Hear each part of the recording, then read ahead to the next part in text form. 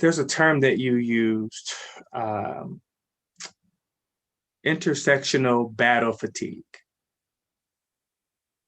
Can you elaborate on that and talk about how you cover that in the article, but just in general, sort of what that would, kind of define that for me?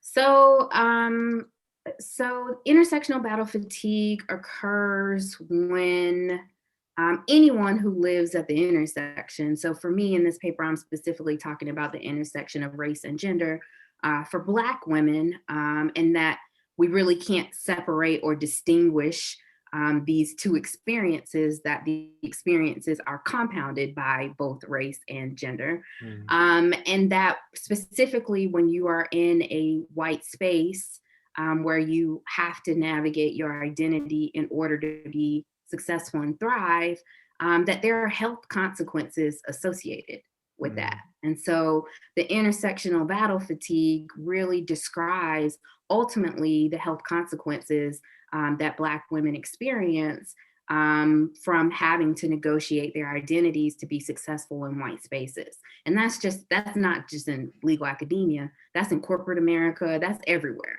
So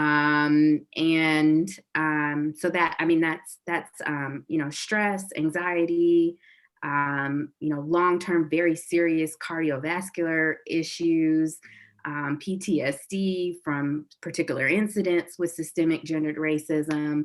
I mean, the list goes on. But it really, there are some very serious negative health consequences to having to negotiate your identity in a way that causes you to have to conform all the Yeah, time.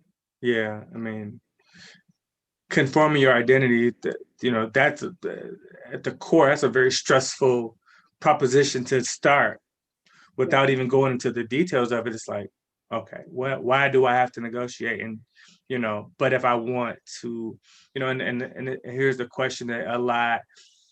There's a couple different schools of thought. It's like, okay, do we buck the system? Do we reject the system? Do we call the system out? Whether it be legal academia, corporate America, or just politics, or just society as a whole, right?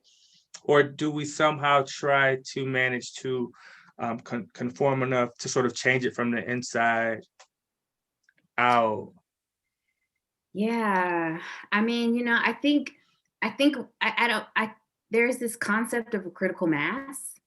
Mm. And people write about it like it's magic. But I don't think that just looking at the last 30 years and in our efforts to diversify law school faculties with women of color and people of color, if we're waiting on a critical mass to change things from the inside, we're going to be waiting a long time at this rate. Mm. I'll be retired, and we might not reach the critical mass Yeah. at that point. And so, I think it really is calling upon the people in positions of power and privilege, either because they have academic freedom because they've earned tenure, or because they are white men.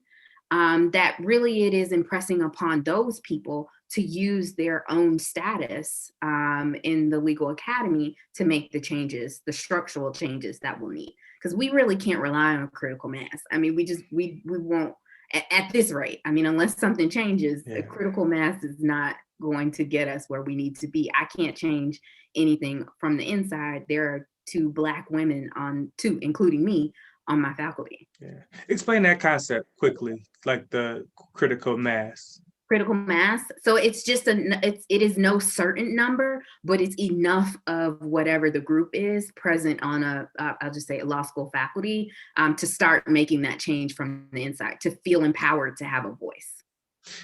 Now,